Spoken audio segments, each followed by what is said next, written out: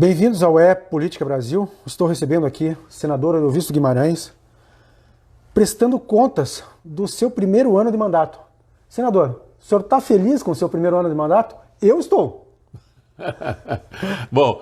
Bom dia, Miguel, bom dia aos nossos telespectadores, aqueles que nos acompanham. É lógico que um ano de trabalho, bastante trabalho, muitos assuntos, muitos temas. A sensação é boa, mas ao mesmo tempo a sensação também é de um trabalho que mal começou.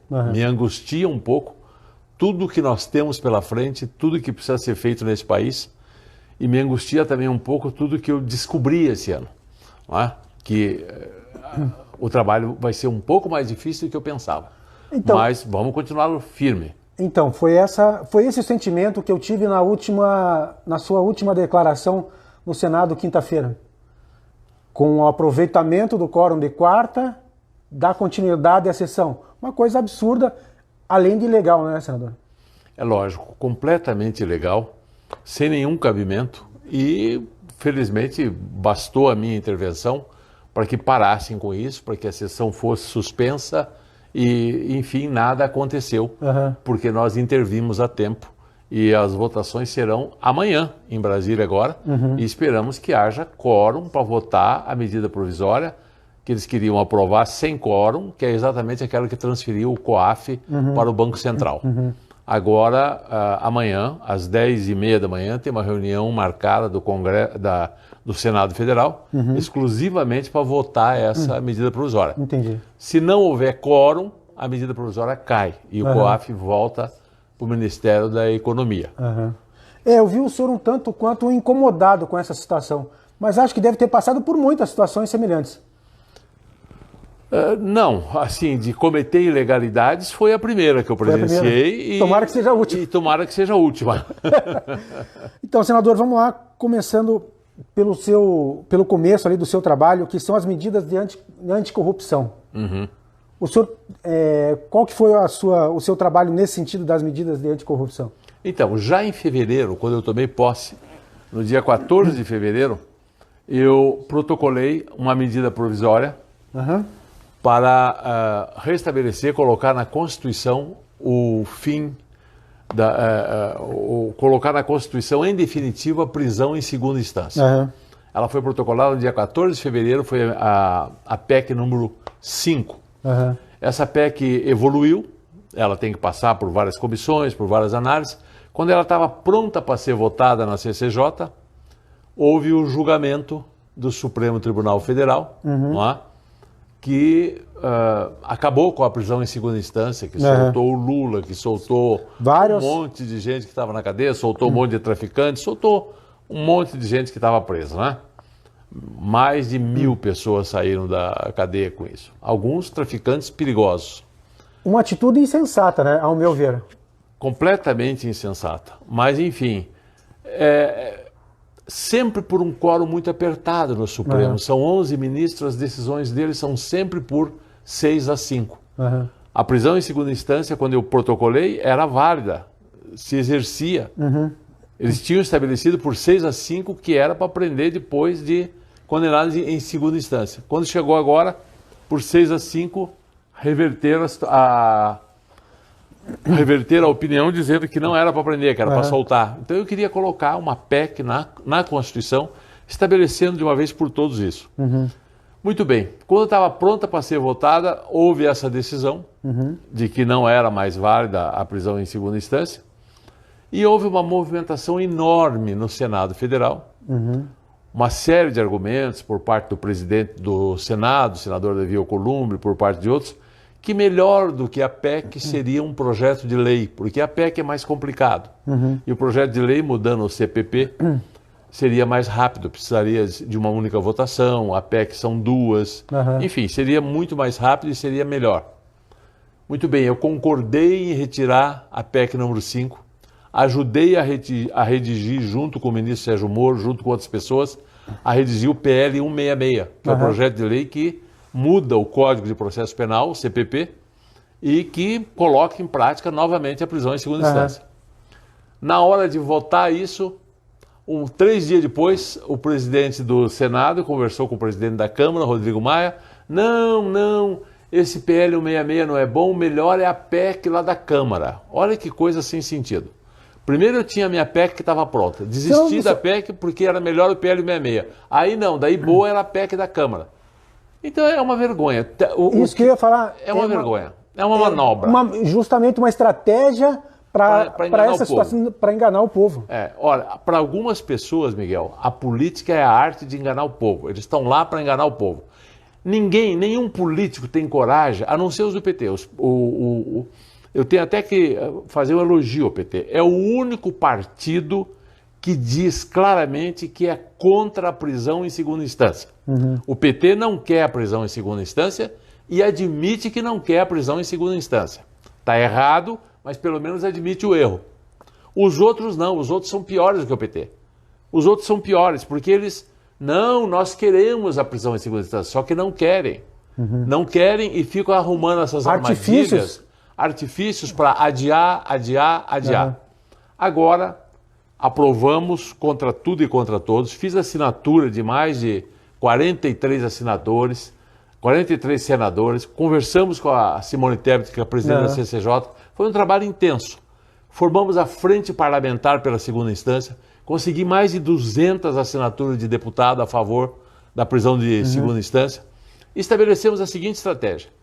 Aprovada no Senado, no plenário do Senado, o PL 166, os deputados se comprometem a aprovar lá na Câmara. E nós, senadores, nos comprometemos com os deputados.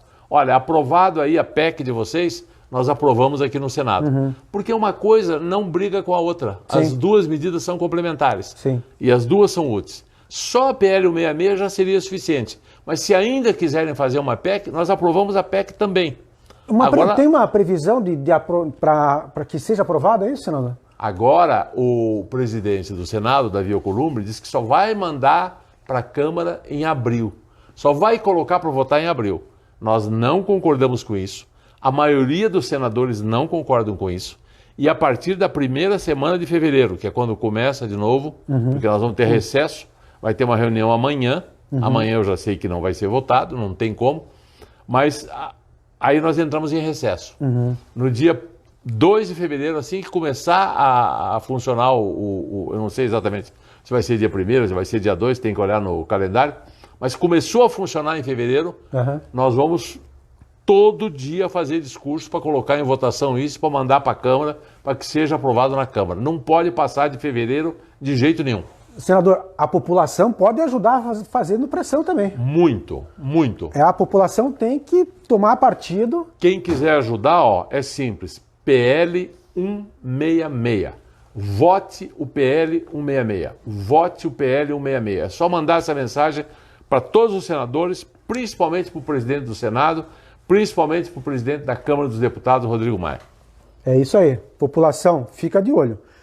Senador, segundo ponto aqui importante, fim de privilégios. Pois é. É uma questão importante também. Questão importante também. Disse isso na minha campanha, que ia lutar contra os privilégios, e estou fazendo isso. Olha, eu tinha um projeto de lei, que era o projeto de lei de responsabilidade compartilhada, e tinha um outro projeto de lei que eu também cheguei a protocolar, que era um projeto de lei reduzindo férias no meio judiciário todo, tanto para promotores como para juízes, para todo mundo judiciário, que eles têm 78 dias de férias. Eu quero que eles tenham, porque eles têm 60 de férias, que é uma coisa que não existe, mas eles têm. Muitos dos juízes estaduais vendem essas férias, volta e meia você vê juiz aí recebendo um monte de dinheiro porque vendeu as férias. E tem mais 18 dias de recesso, daria 78. Bom, e outro projeto que eu tinha também para acabar com esse tipo de coisa era a união dos pequenos municípios. Municípios de pouquíssimos habitantes. Que não se sustentam. E que também estava caminhando essa lei e estava caminhando também a lei da responsabilidade compartilhada. Que eu proibia aumentos de funcionário público quando houvesse déficit primário. Bom, ocorre que Deus escreve certo por linhas tortas, né? Caiu na minha mão a PEC emergencial que o ministro Paulo Guedes fez e mandou para o Senado Federal e pediu que eu fosse o relator. E nessa PEC emergencial, eu incluí todos esses projetos de lei que eu tinha, porque como relator eu podia mudar a redação. Então eu incluí aí fim de férias de 60 dias, todos os funcionários públicos passam a ter apenas 30 dias, como é para todo mundo. As pessoas têm me questionado no seguinte sentido, por que não férias executivo, judiciário, legislativo, 30 dias para todo mundo? É exatamente porque isso. Porque é o que a CLT prevê. É exatamente isso que eu penso, é exatamente isso que está na PEC emergencial. Meus parabéns. Vai ser votada agora e tenho certeza que vai ser aprovada. Também acabamos com esses privilégios já em lei. Também incluímos ali a relativização. Há um dado em economia muito importante que eu preciso explicar para os nossos telespectadores, que é a questão da dívida pública interna. Veja, todos nós sabemos, na nossa casa, nas nossas empresas, que a gente nunca pode gastar, Miguel, mais do que aquilo que recebe no fim do mês. Com certeza. Se você ganha 10, você tem que gastar no máximo 10. Você não pode gastar 11. Mas se você ganha 10 e gasta 15, você vai ficar devendo 5. No outro mês, você ganha 10 e gasta mais 15, você já está devendo 10. E aí o juro começa a acumular. Minha gente, para um país, para um governo, a lógica é a mesma. Só que ao invés de 10, são trilhões que ele arrecada de impostos. Mas se ele gasta ainda mais do que esses trilhões, ele fica acumulando uma dúvida. Uma dívida, não é uma dúvida, uma dívida. A dívida do governo brasileiro, não é? E você sabe com quem que ele tem essa dívida? Não é com o banco, não, é com você que está me ouvindo. Se aplica algum dinheiro, todo o dinheiro que se aplica em títulos, tesouro direto, aplicação em banco, até poupança, tudo mais que se aplica, acaba sendo remunerado porque esse dinheiro vai para financiar essa dívida do nosso governo. E aí você recebe juro por isso. Os bancos são só intermediários. O que acontece? Quando o governo gasta mais do que ele arrecadou, a gente diz que ele fez um déficit primário. O outro tipo de déficit é o déficit nominal, que é quando você soma o primário, o que ele gastou a mais do que ele arrecadou, e mais o juro da dívida. Mas sem contar o juro da dívida, só de déficit primário, o governo Bolsonaro, por exemplo, todo ano vai fazer um déficit. Todo ano. Esse ano vai fazer 80 bilhões. O ano que vem, 50 bilhões. E assim vai. Essa dívida está aumentando e é essa dívida que faz com que as pessoas comecem a duvidar que o governo vai pagar. E é isso que as pessoas começam a tirar o dinheiro do país, empresa começa a fechar, o desemprego cresce. Mas veja que o desemprego só cresce para quem trabalha na iniciativa privada. Porque os funcionários públicos têm estabilidade. Eles não podem ser demitidos. Então agora nessa PEC emergencial, existem mecanismos que o governo vai poder sim diminuir a carga horária dos funcionários públicos e reduzir os salários.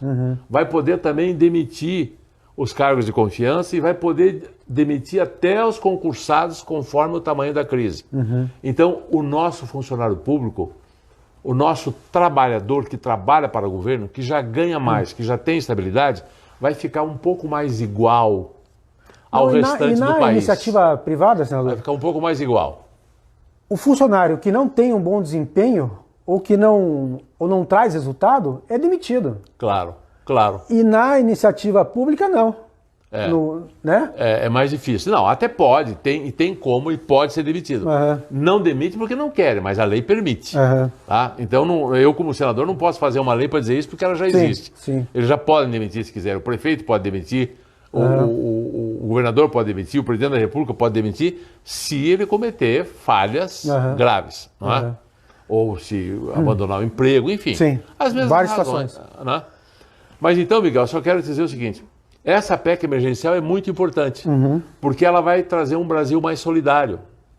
Eu estou prevendo, inclusive, nessa PEC também, uma recompensa para o funcionário público quando houver superávit primário. Quando ele ajudar o governo a fazer uma boa administração, eu estou dizendo que 5% de tudo que sobrar possa ser entregue ao funcionalismo como bônus. Então cria uma penalidade, mas cria também um prêmio se o governo der certo. E o funcionário público ficando mais igual ao funcionário da iniciativa privada, ele já ganha o dobro, vai continuar ganhando muito mais. Na média, o salário do servidor público já é o dobro que a média do salário da iniciativa privada. Mas não tem importância, nisso não estamos mexendo, porque realmente é um pessoal qualificado, que merece. Agora, vão ficar mais igual, mais parecido, vão correr risco junto. Se o país entrar em crise, um dos grandes responsáveis pela crise, quem são? Quem administra o país. Então eu estou propondo também que se diminua o salário de senador, diminua o salário de deputado, diminua o salário de presidente, diminua o salário de governador, diminua o salário de vereador. Todos os políticos têm que entrar na dança por essa PEC. Diminuir a estrutura, senador. Diminuir essa estrutura. Inclusive tem uma PEC que prevê um número menor de senadores, um número menor de deputados federais. Essa é outra PEC. Estou falando da PEC emergencial. Na PEC emergencial você não diminui nada em número, mas você pode cortar salário em até 25%. Então, o setor público vai ficar mais igual ao setor privado. Eu acho que isso vai fazer bem para o país. Entendi. Nós temos que nos unir não só para quando o Brasil disputa a Copa do Mundo, mas nós temos que nos unir para tirar o país da crise. Sabe o que significa se unir para tirar o país da crise? É todo mundo dar uma parcela de esforço. Com certeza. A iniciativa privada já dá, pagando imposto, tendo 12 milhões de desempregados, e o setor público precisa entrar nessa dança. Tem que dar uma contribuição para que o país saia da crise também.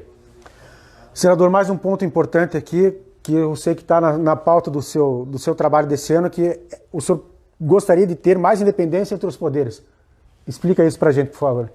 É claro, essa independência entre os poderes é a base da democracia. Nós temos 3 poderes, o poder legislativo, o poder executivo e o poder judiciário. Veja, o poder executivo é um único homem, o presidente, que tem um poder concentrado como presidente da República. O poder legislativo, que é o Congresso Nacional, é totalmente diferente. Sim. Lá ninguém tem poder concentrado. Sim. Lá todos os senadores podem igual, têm o mesmo poder, todos os deputados têm o mesmo poder. E lá tem que ser por maioria, tem que ser por... Nós, no Congresso, fazemos as leis. Aí o Supremo Tribunal Federal, todo o poder legislativo, interpreta essas leis. E o Executivo administra, propriamente dito, o dinheiro público, os seus ministérios, prevê educação, prevê segurança, prevê saúde, enfim, faz toda a parte executiva. O que acontece quando um poder corrompe o outro? Se o Executivo corrompeu o Congresso, o Congresso começa a fazer leis tortas. Isso aconteceu em governos passados. Sim. Felizmente, o Bolsonaro tem se declarado sempre contra o toma lá da cá. E isso mudou bastante. O que acontece se houver um conluio entre o Supremo e alguns congressistas corruptos? Sabe o que acontece? Os congressistas corruptos não são julgados nunca, o julgamento não acontece lá no Supremo, e aqui no Senado não sai CPI da Lava Toga, não sai impeachment de ministro. Então, para haver essa independência entre o Legislativo e o Judiciário, precisa acabar o foro privilegiado, que é outra luta nossa, que foi o ano inteiro acabar com o foro privilegiado. Essa pergunta que eu ia fazer. Isso interferiu, então, na não aprovação ainda, aliás, nem foi a votação, o fim do foro privilegiado? O foro privilegiado é o seguinte, ele já foi aprovado pelo Senado. Por unanimidade foi aprovado pelo Senado. Em 2017, eu nem era senador ainda. Aí isso foi para a Câmara dos Deputados, o presidente já era o Rodrigo Maia. Está guardado lá? Ele sentou em cima, foi aprovado pela CCJ da Câmara, mas ele não põe em votação. A hora que ele põe em votação, os deputados não terão coragem de votar contra, eles vão votar a favor, vai acabar o foro privilegiado. Quando acabar o foro privilegiado, Miguel, o Brasil vai mudar. Gente, o Brasil vai mudar. Sabe por que o Brasil vai mudar? Porque nós temos lá vários deputados e vários senadores que têm 10, 15 processos em andamento. Tudo parado no Supremo. O dia que acabar o foro privilegiado, esses processos todos vão descer para a Justiça de primeiro grau, para juízes igual era o Sérgio Moro, para juiz de primeiro grau. E no primeiro grau, a justiça funciona, o processo anda. Então isso vai limpar o Congresso. Todos os corruptos que tem lá vão ter que responder processo, vão ser condenados e vai limpar o Congresso, vai ser uma bênção. Por outro lado, o Supremo vai deixar de ser importante. Porque por que hoje muitos senadores e muitos deputados querem proteger o Supremo de uma CPI sobre o poder judiciário? Querem proteger porque estão na mão deles, porque tem processo que está lá. Porque não existe uma independência. Porque não existe uma independência, um está amarrando o outro. A hora que acabar o foro privilegiado, nós vamos poder fazer CPI sobre judiciário, vamos poder julgar impeachment de Toffoli, ou de Gilmar Mendes, ou de quem quer que seja. Não estou dizendo que vamos condenar, mas vamos pelo menos julgar e analisar. Se forem inocentes, muito bem, ficará provada a inocência deles. Se tiverem culpa no cartório, terão seus mandatos cassados. Não estou prejulgando ninguém, estou só dizendo que isso tem que acontecer. E uma coisa é certa, senador, que fique claro que a lei é para todos. Seja ministro do STF, seja senador, seja deputado federal, estadual, não importa. A justiça é igual para todos, não é verdade? Deveria ser, Miguel. Deveria ser. Mas não é. Não é. Sabe por que não é, Miguel? Porque tem isso dói no coração do brasileiro. Mas é isso que o brasileiro tem que saber o que está errado nesse país. Nós temos que mudar a cara desse país. Nós temos mais de 50 mil pessoas que não podem ser presas, não podem ser julgadas por um juiz de primeira instância. É uma vergonha. Eles têm foro privilegiado. Essa história de foro privilegiado tem que acabar. E está próximo a acabar. Nos Estados Unidos, o presidente da República pode ser processado por qualquer juiz. Não é? E é julgado em primeira instância. Por que aqui é diferente? Por que o presidente aqui tem que ter foro privilegiado? Vai lá que o presidente tivesse foro privilegiado, mas não 50 mil pessoas. Não 50 mil pessoas. O foro privilegiado é uma coisa importante. A hora que acabar esse foro privilegiado, isso depende só do presidente da Câmara. O senhor Rodrigo Maia tem que colocar em votação. Já foi aprovado no Senado. E ele está segurando isso há 3 anos. E a população tem que continuar fazendo pressão. Tem que continuar fazendo. O apoio da população é importante nesse sentido. Se não tiver pressão, eles não vão colocar em votação nunca. Vão dar uma desculpa. De novo, a arte de enganar o povo. Tá? A política como arte de enganar o povo. É o que mais tem. Senador, vamos passar rapidinho pelas reformas. Da reforma da Previdência, a reforma tributária e administrativa. Como que o senhor trabalhou nesse sentido, nessas questões? Bom, a reforma da Previdência, nós acompanhamos todo o processo da reforma da Previdência. O relator foi o Tasso Gereissati, sentei com ele, conversamos inúmeras vezes, houve a votação, foi feita uma série de ajustes, um assunto longo, demorou 9 meses. Acompanhamos o que aconteceu lá na Câmara dos Deputados e a reforma saiu. E a reforma era absolutamente necessária.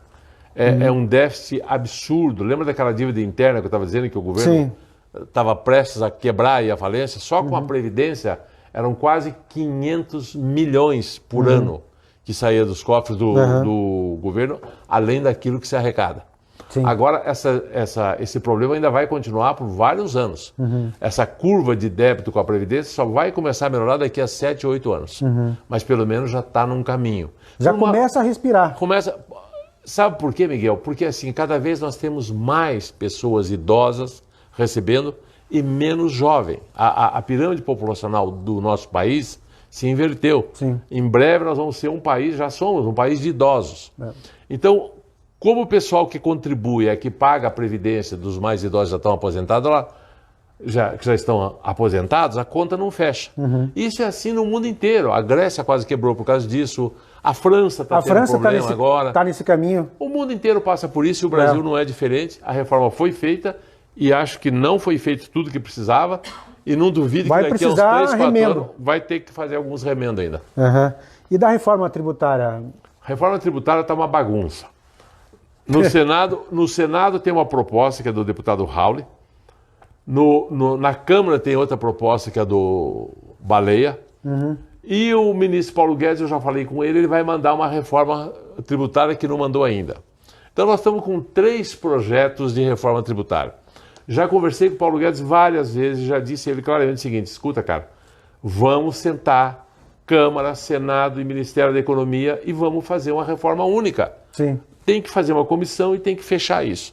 Então a coisa está nesse caminho, não depende obviamente só de mim, envolve Câmara, envolve Senado, envolve Governo Central, envolve Ministério da Economia, mas a tendência é que esse ano que vem agora, essa reforma ande. Tá? Da mesma forma a administrativa. Né? Na PEC emergencial já tem muita coisa que fala sobre isso. No Pacto Federativo, que está lá também para ser relatado por um outro senador, também tem muito disso. A PEC dos fundos também foi outra coisa que tá andando, relatada pelo senador Otto. As reformas estão andando. O ano que vem vão acontecer várias reformas. O senhor acha que a expectativa para o ano de 2020 é boa? é boa. Eu acho que o Brasil está num caminho bom, as dificuldades são muitas, o governo Bolsonaro demorou para entrosar, demorou para azeitar, acho que agora está melhor. O pacto anticrime do Moro foi aprovado, finalmente foi aprovado. Não foi aprovado com tudo que ele queria, como o Pleiber ganha e outras coisas. Colocaram ali uns jabuti que o Bolsonaro vai votar e nós vamos segurar para que o veto não caia. Mas a coisa está indo. Ótimo. Não está indo na velocidade que a gente gostaria, mas está indo. O que eu vejo é o seguinte, senador, o Brasil caminhou muito e vai caminhar muito nos próximos anos, porque nós tivemos 16 anos de atraso. Tivemos 16, muitos anos de atraso. 16 anos de atraso, fomos enganados, eu principalmente, né? Mas vamos em frente. Outra questão que eu quero levantar com o senhor, senador, é a seguinte: a perda de mandatos de condenados, como que está no seu programa também? Esse é um projeto de lei que precisa ser... Hoje já existe um conselho de ética, hoje já existe uma legislação a respeito, mas eu gostaria de aprofundar isso mais, tornar isso mais rápido, tornar isso mais ágil. Mais efetivo. Mais efetivo. Já existe uma legislação hoje que prevê isso, que já funciona, mas ainda é muito lento. É uma coisa... E qual que é a visão sua, e como que o senhor tem visto isso, essa briga do fundo partidário, fundo eleitoral? Eu, para ser sincero, sou contra qualquer fundo desses. Dinheiro público não é dinheiro para partido político nem para campanha. Qual que é a sua visão, senador? A minha visão é exatamente essa, eu concordo com você. É uma Meus vergonha. Parabéns, senador. Meus parabéns. Eu tenho vários pronunciamentos a esse respeito. Deixa eu te dizer uma coisa, o Brasil é um país, e aí nós caímos numa outra reforma que precisa ser feita, na qual eu falava durante a minha campanha que nós vamos também trabalhar nessa reforma, que é a reforma política. Sim. Olha, Miguel, é uma vergonha o que acontece nesse país. Para falar um pouquinho só de fundão. Antes de falar desse fundão eleitoral, porque tem dois tipos de dinheiro. Tem o fundo partidário, que é 1 bilhão por ano, 900 e poucos milhões, quase 1 bilhão arredondando, e mais o fundo eleitoral. Isso. Que o Bolsonaro mandou um projeto para lá, que seriam 2 bilhões para as eleições municipais. E que o pessoal lá da Câmara dos Deputados quer transformar em 3 bilhões e 800, que é quase que dobrar. Então você veja uma coisa, Miguel, é tão absurdo que se isso acontecer, você soma 1 bilhão do fundo partidário. Soma mais 3 bilhões e 800, que é o que querem, que se Deus quiser eu estou indo para lá hoje, porque amanhã nós vamos brigar para não deixar aprovar isso. Seriam 4.800, quase 5 bilhões. Se você contar que o governo faz uma renúncia fiscal para financiar o horário gratuito do TRE, essa conta ainda sobe mais. Isso, para você ter uma ideia, Miguel, é mais dinheiro do que tudo que o Brasil vai gastar em ciência e tecnologia nesse ano que vem. Um dinheiro mal aproveitado, então. Absolutamente mal aproveitado, jogado no lixo. Sabe por que é jogado no lixo? Porque o país tem 30 partidos políticos. E sabe por que tem 30 partidos políticos? Para botar a mão nesse dinheiro. Para botar a mão nesse dinheiro. Não é por ideal. Você acha que existe 30 projetos de país diferentes? 30 ideologias diferentes? Não 30 tem. Concepções e caminhos para o desenvolvimento diferentes? Então, não senador... tem dois. Ou é liberal ou é de esquerda. Não tem mais do que isso. E os partidos têm caciques, e esses caciques que tomam conta desse dinheiro. Claro, porque a legislação para a organização dos partidos permite que os partidos funcionem com comissões provisórias. Aí, quando a comissão é provisória, o presidente nomeia e desnomeia quem ele bem entende. Então, o presidente deixa de ser presidente e passa a ser dono. Única exceção que eu tenho que fazer é o Partido Novo, que não fez questão de não receber um centavo de dinheiro público para as suas campanhas. Esse merece o meu elogio.